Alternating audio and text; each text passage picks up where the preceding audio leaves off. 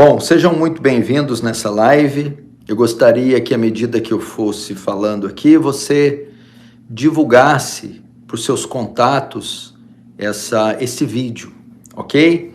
Então, se você não é inscrito no canal Paulo Júnior Oficial, se inscreva aí agora, por favor. Nós vamos ter alguns segundos. Deixa teu like aí, é importante para o YouTube. E compartilha a mensagem com o máximo de pessoas que você puder, ok?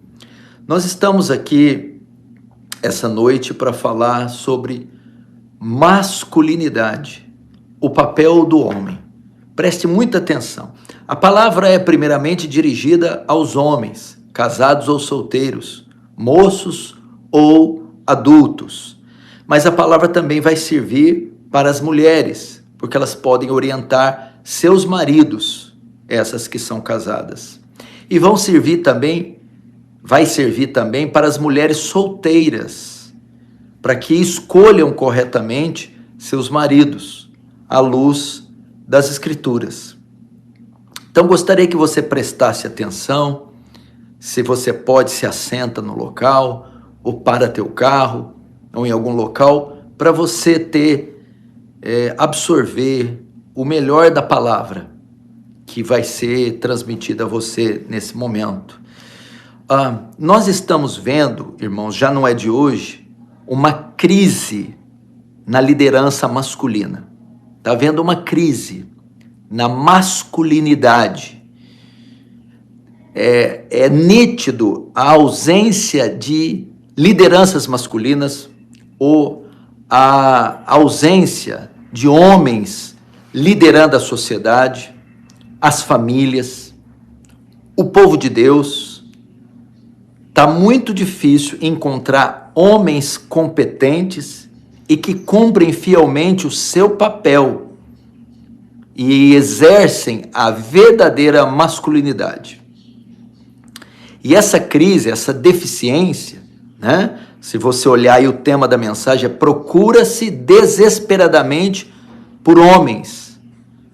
Porque nós estamos vendo uma deficiência gigantesca em encontrar homens que ocupem seu papel e liderem a sociedade, a família e até a Igreja de Cristo.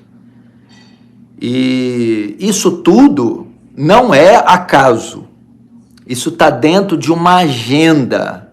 Sim, isso é para atender uma agenda que quer destruir os valores judaico-cristãos, que quer descaracterizar a sociedade e quer tomar o poder. E eles sabem que para isso acontecer, a última base de poder a ser conquistada, destruída, é a família. Quando querem colocar uma sociedade abaixo, quando querem conquistá-la e querem impor os seus planos de governo, e esses planos muitas vezes são contrários a princípios cristãos, da família tradicional, do casamento heterossexual, da liderança masculina junto com a sua mulher e a sua descendência. Para fazer isso, meu irmão, para tomar e destruir de vez, a única base, a última célula a ser destruída, derrubada, conquistada, é a família. E para destruir a família, temos que ir no principal componente da família, que é o homem, que é a figura masculina. Entendeu? Não, aqui, ó.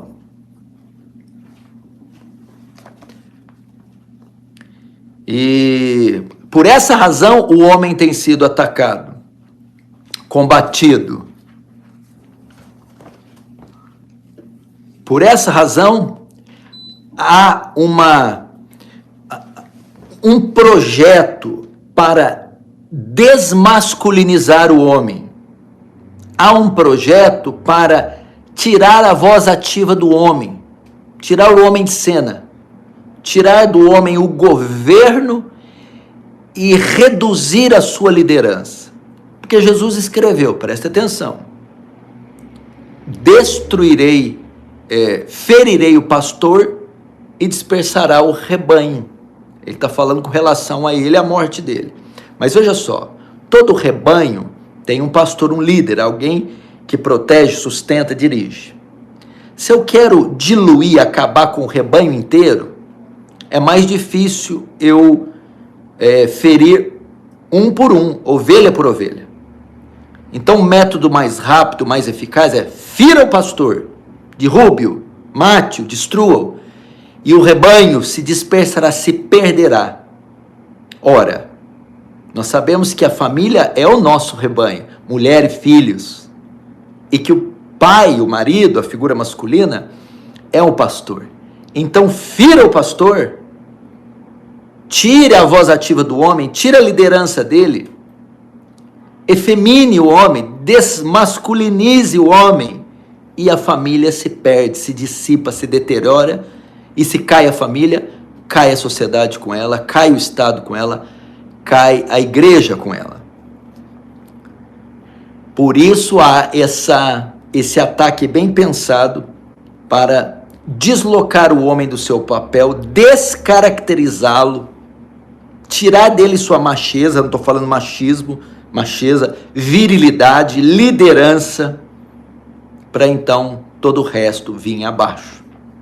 No livro de Juízes, preste muita atenção, no capítulo 17, verso 6, está escrito assim: naqueles dias não havia rei em Israel, e cada um fazia o que parecia bem aos teus olhos. Guarde esse versículo. Não havia rei, não havia liderança, e a nação foi entregue ao caos, à anarquia. O livro de Juízes marca o fim da conquista da terra prometida, ok? É o tempo de uma apostasia tremenda sobre a nação de Israel. É o período que narra 350 anos de escuridão de Israel. É um dos piores períodos da nação de Israel. Josué havia sido morto, então se inaugura este tempo. E qual foi a causa de tanta escuridão na nação de Israel? Qual foi a causa desse período de apostasia e de ser um dos piores períodos de Israel? O texto que eu li. Naqueles dias, que dias? Os dias de Juízes. Não havia rei em Israel. Rei fala do quê? De uma autoridade, de um cabeça, de um governo, de uma liderança. Naquela época não havia uma liderança, faltava regência. Por causa disso, a nação foi lançada ao desgoverno. Cada um fazia o que queria, adorava quem queria, obedecia quem queria, fazia de si próprio a sua própria lei. Então, aconteceu esse período de trevas. Hoje, está acontecendo esse mesmo fenômeno na sociedade, na família e nas igrejas. Porque nós estamos vivendo essa escuridão na sociedade, no meio secular e no meio religioso? Porque há uma crise na liderança masculina, porque falta homens para governar a igreja, falta homens para governar as famílias, falta homens de verdade para governar o Estado. O que nós estamos vendo hoje é homens omissos, covardes, afeminados, que estão deixando o mundo nesse caos. Esta é a razão dessa sociedade, esse mundo está como está. Mais uma vez, Marcos 14, 27, e disse Jesus: esta noite vos escandalizarei em mim, porque ferirei o pastor e as ovelhas se dispersarão. Tira a figura, mexe no líder, tira ele da posição e tudo se perde. Pra você ter uma ideia, anos atrás, uma matéria em um jornal inglês, a repórter disse que os homens estão agindo como mulheres. Por quê? Naquela época estava tendo uma onda de ataques contra as mulheres, ataques sexuais. Na Alemanha, por exemplo, estavam sendo estupradas em razão de alguns foragidos da Síria, e dentre eles algumas dessas religiões, que estavam violentando e abusando das mulheres europeias. E a reportagem dizia que o problema não é o abuso dos abusadores imigrantes, mas é a falta de homens na Europa para protegerem suas mulheres, protegerem seus lares, protegerem seus filhos. Veja só que caos. Talvez nós podemos dizer o mesmo. Culpamos o Estado, o governo, culpamos o diabo por uma série de coisas.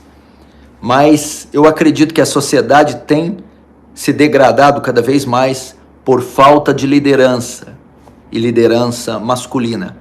Para você ter uma ideia, a mulher de Paul Washer, Sharon Washer, disse certa vez: se soltassem leões em algumas cidades para comerem homens, eles iriam morrer de fome, porque eles não iriam encontrar facilmente. Então, se nós aplicarmos o mesmo princípio de Juízes para a família, nós vamos ver a destruição, a descaracterização da família, porque ela tem sido o maior alvo de Satanás. Está claro, essas agendas aí querem acabar com a família tradicional. E para fazer isso, vão atacar a sua liderança, o seu cabeça, o homem. O homem. Nesse sentido, precisamos resgatar o perfil bíblico da masculinidade.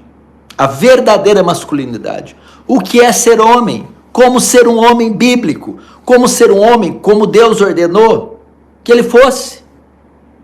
Como resgatar a liderança, a virilidade, a macheza nessa sociedade que tem uma agenda, né? Essa agenda vem desde o feminismo de décadas atrás, desse empoderamento das mulheres, que deixa os homens acuados, que tira a voz ativa dos homens e quer tomar o poder e quer se igualar ao homem. Claro que tem que ter igualdade de direitos, mas há posições distintas entre homem e mulher.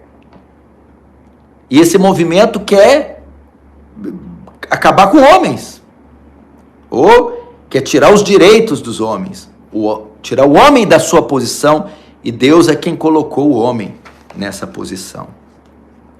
Nesse sentido, vamos aprender quais são os deveres de um homem bíblico. Quais as marcas de um homem, porque existe o homem e o homem. O homem está em extinção. Se você achar um aí, segure e agarra ele, cuida dele, porque está em extinção. O homem, o líder, o que não foge, o que sofre para os outros terem alívio, o que deixa de comer para os outros se fartarem, o que arrisca a vida para poupar a do mais fraco, o inteligente, o que lidera, o que resolve, o que trabalha, o que dobra os joelhos e intercede pela família.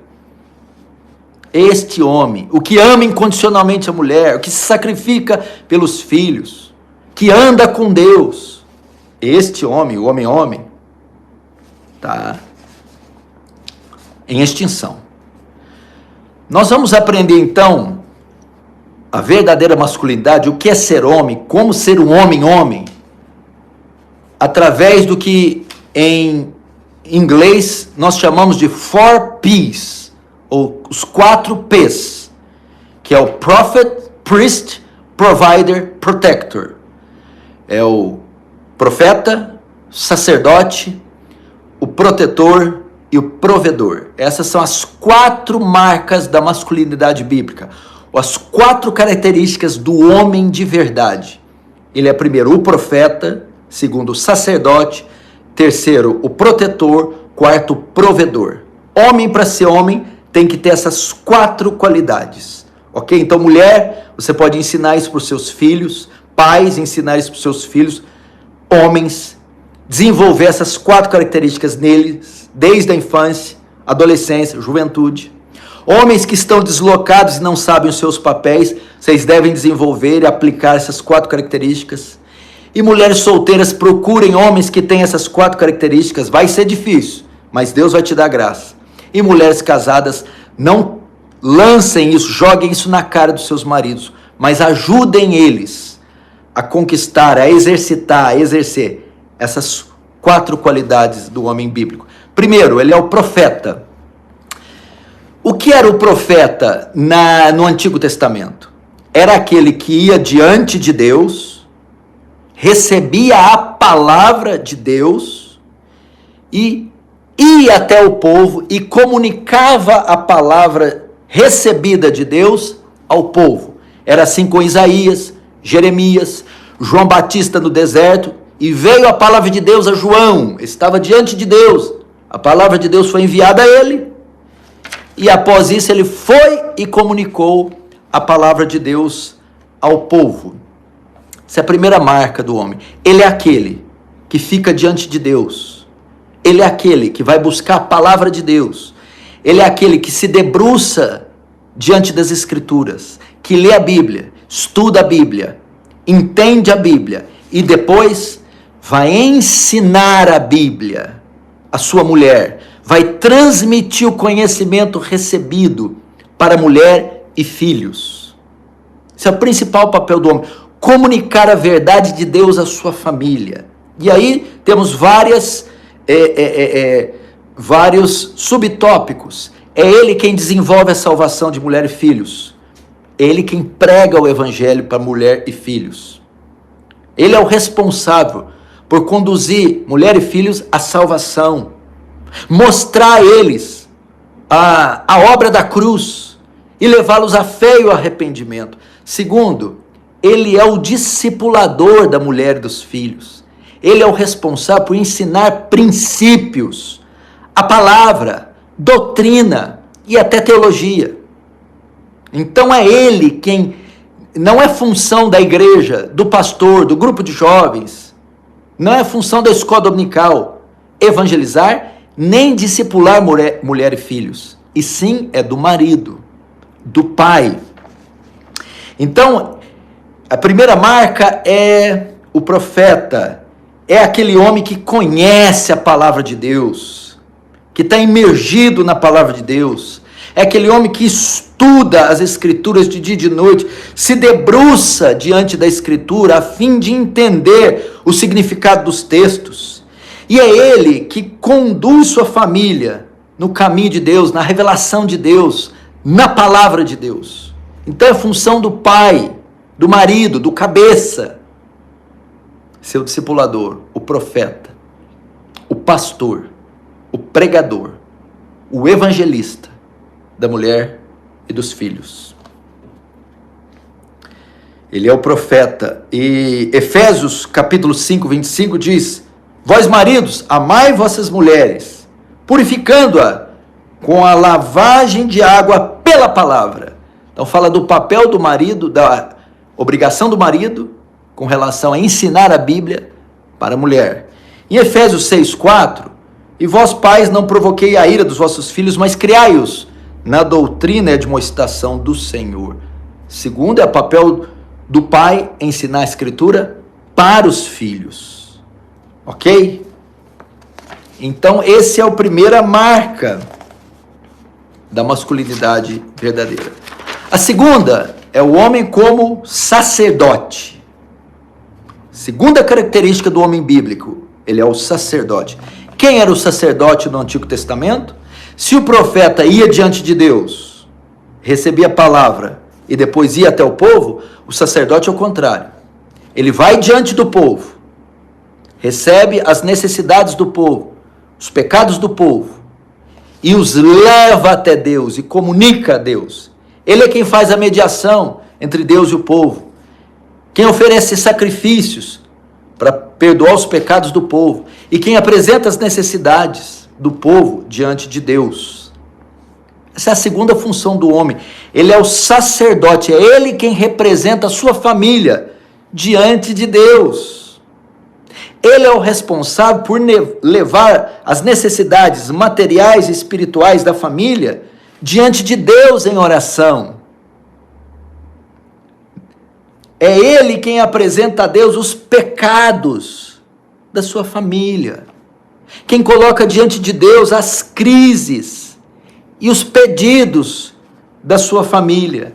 Nesse sentido, a segunda marca do homem é que ele é o intercessor da sua casa.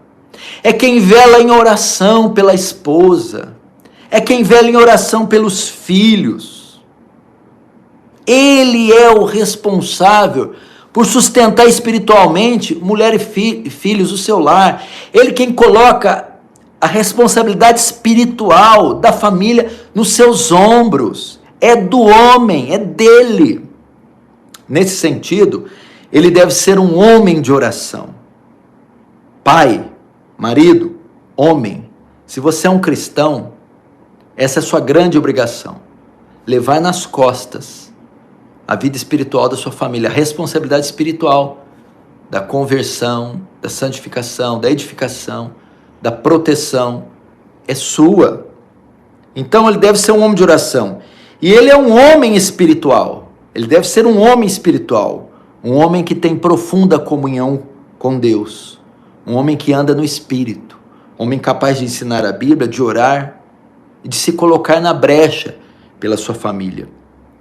Ele, nesse sentido, é o líder espiritual do seu lar.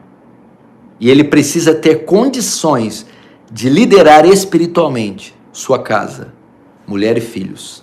Veja alguns exemplos aqui do sacerdote na Bíblia. Jó, por exemplo. Jó, capítulo 1, verso 5. Sucedia, pois, que decorrido o turno de dias de seus banquetes, enviava Jó e os santificava, está falando dos seus filhos, e se levantava de madrugada e oferecia holocausto segundo o número de todos eles, porque dizia Jó, porventura pecaram os meus filhos e amaldiçoar a Deus seu coração. Assim fazia Jó continuamente. Jó acordava de madrugada para oferecer sacrifícios pelos filhos. É o papel do sacerdote, é o intercessor, é o que fazia mediação entre Deus e os filhos e a família. Esse é um tipo de você, pai, marido. Paulo, por exemplo, com seus filhos, os da Galácia, Gálatas 4,19, meus filhinhos, por quem de novo sinto dores de parto, até que Cristo seja gerado em vós. Paulo, o pai dos da Galácia, dos Gálatas, sentia dores de parto, era um intercessor deles, até Cristo ser gerado. Pais, sintam dores de parto, gemam, até que seus filhos sejam salvos, se convertam, ou a sua mulher. E o exemplo de Samuel, que tinha seus filhos na nação de Israel, 1 Samuel 12, 23, e quanto a mim, longe de mim que eu peque contra o Senhor, deixando de orar por vós. Samuel considerava um pecado grave deixar de orar pelos filhos de Israel. Antes vos ensinarei o caminho bom e direito. Essa é a segunda função do homem bíblico. A terceira, ele é o protetor. Então, primeiro, prophet, profeta. Segundo, priest, sacerdote. E terceiro, o protector, o protetor. Quem era o protetor? Ela era aquele, é um tipo de um juiz, dos juízes, que se colocava entre o povo de Deus e o perigo que o ameaçava, quer físico ou espiritual. É Sansão, Eude, Jefté. Era o responsável por preservar a integridade física da nação. Se tinha um perigo que ameaçava a nação, ele se colocava entre a nação e o perigo, e saía em defesa dela. Essa é a terceira função do homem, ele é o protetor. É ele quem se coloca entre a sua mulher e filhos, sua família, e o perigo que a ameaça, quer físico ou espiritual. Ele deve ser, para isso, um homem destemido e corajoso. Ele é o sentinela da sua casa. Deve ser um homem de fibra e de coragem. O que está acontecendo com homens hoje? Que homens covardes que nós estamos vendo hoje. Que homens medrosos e tímidos, que não enfrentam o problema, que não defendem seus filhos, que não defendem sua mulher, que tem um problema na porta de sua casa, eles têm medo de resolver, na escola eles têm medo de resolver, medo de confrontar os filhos, medo de repreender os filhos. Deixam tudo para a mulher e vão para a sala ficar na frente da televisão. Homens omissos. Mas a sua terceira característica é o protetor. Deve ser um homem ousado, destemido, firme. Um homem que sacrifica a sua vida para defender seus filhos e a sua mulher. Um homem que não deixa o perigo alcançar a mulher e filhos. Ele protege, o protetor protege a família de coisas que pode ameaçá-la, como pessoas, filhos e mulher estão correndo algum risco de uma pessoa mal intencionada, é ele que defende, é ele que coíbe, intimida alguma pessoa que pode querer fazer mal aos filhos, à mulher. É ele que protege a família de amizades, é ele que sonda quem está se aproximando dos filhos. Se alguém está fazendo algum mal, pessoas que querem perverter a sexualidade dos seus filhos, que querem introduzi-los no mundo das drogas, que querem tirar a inocência deles, pessoas que estão seduzindo a sua mulher, que estão coagindo ela. Você, o homem, é que protege eles disso. E não só de pessoas, mas também de coisas, objetos. Não é só pessoas que fazem mal às mulheres e filhos, mas o celular, a internet, as plataformas sociais. Muitas famílias estão sendo saqueadas pelo inferno, destroçadas, sem que ninguém saia de casa. Pais que deixam os filhos no celular incondicionalmente, deixam horas na internet. Ele é quem protege mulheres e filhos do assédio da internet, das mídias sociais, do celular. Ele é quem fiscaliza os sites, os bate-papos, o conteúdo que se assiste na TV, os contatos e amizades que tem no celular.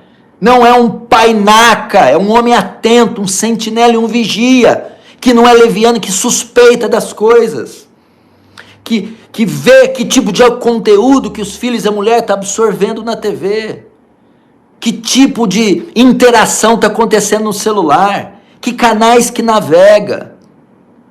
Ele está atento porque sabe que o inimigo, os pedófilos, o tráfico, a magia negra, o ocultismo e tudo que é de ruim entra por essas portas e essas plataformas. Ele sai, ele é o protector.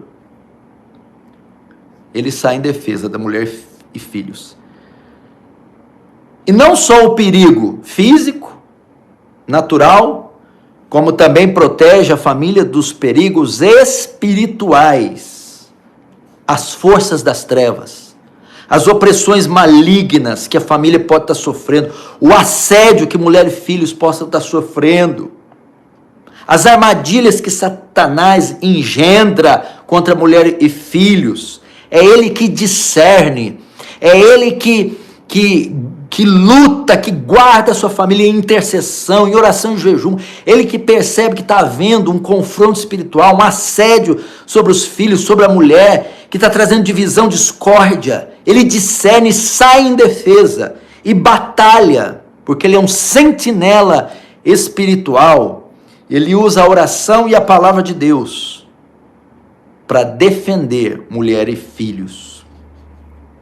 É o exemplo de Samar.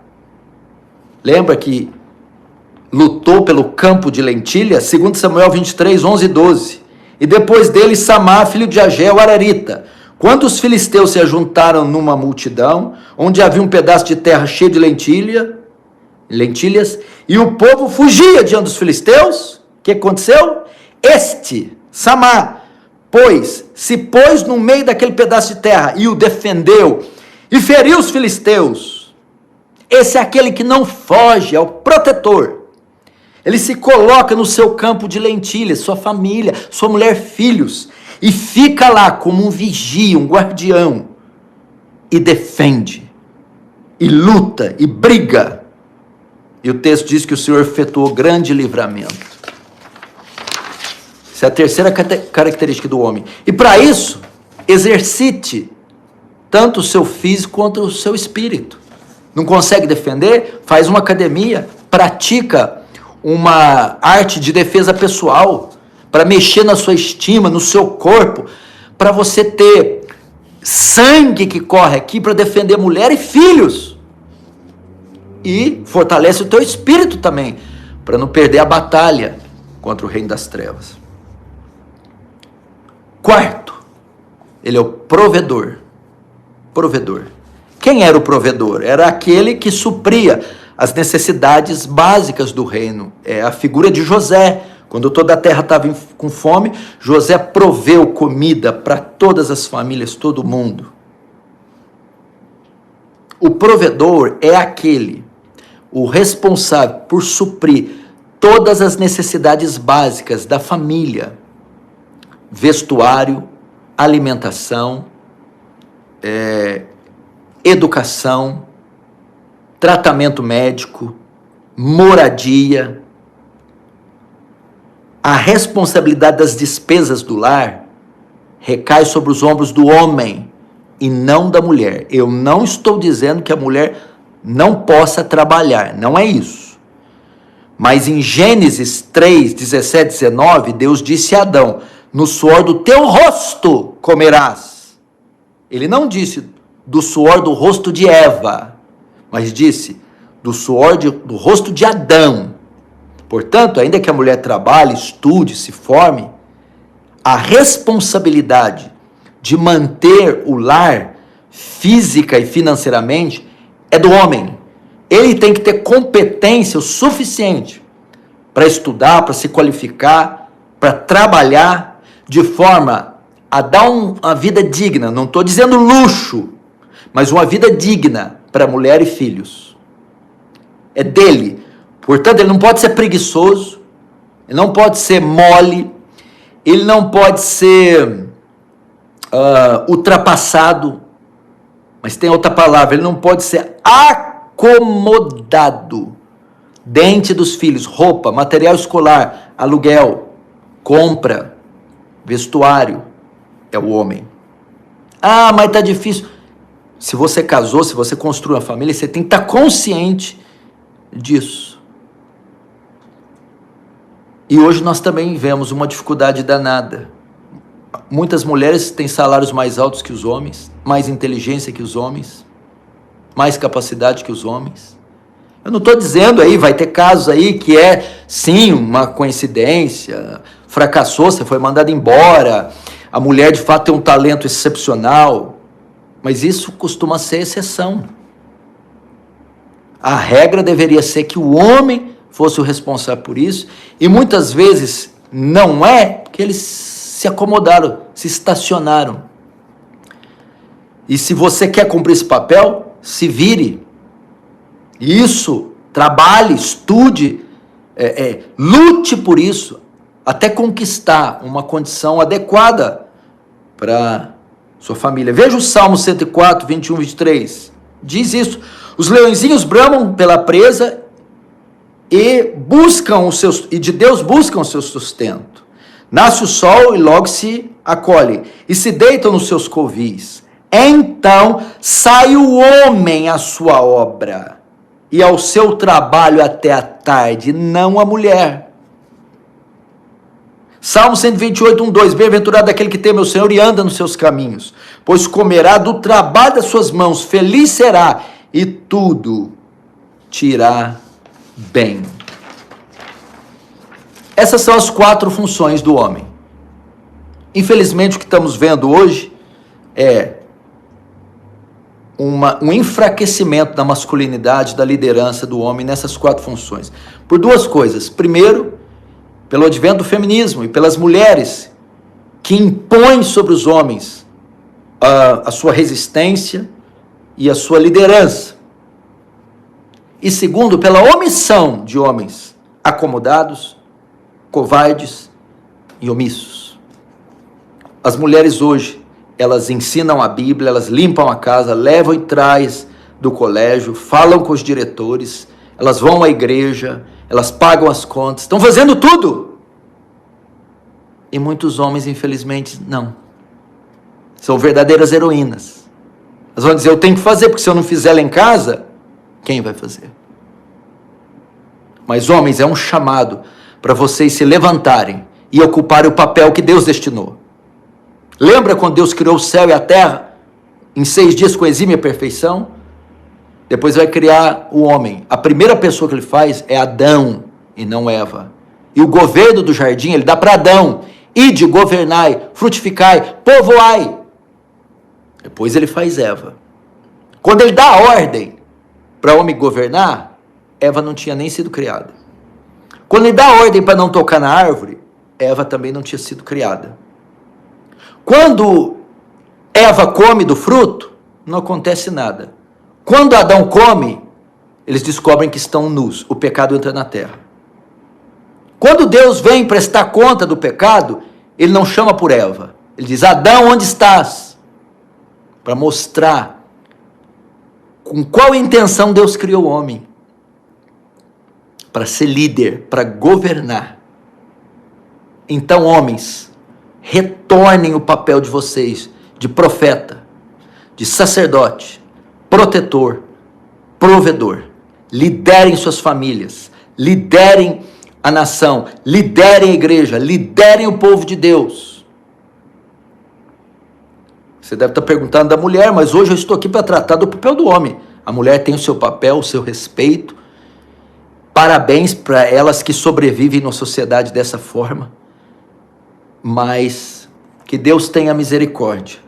Que essa mensagem sirva para as novas gerações de meninos se tornarem homens. Que essa palavra sirva para que as mulheres solteiras escolham homens, compromissados com Deus e com elas. E que sirva para as esposas auxiliarem os seus maridos a cumprirem a masculinidade bíblica. Que Deus levante homens, profetas, sacerdotes, protetores e provedores para essa nação, para a igreja de Cristo.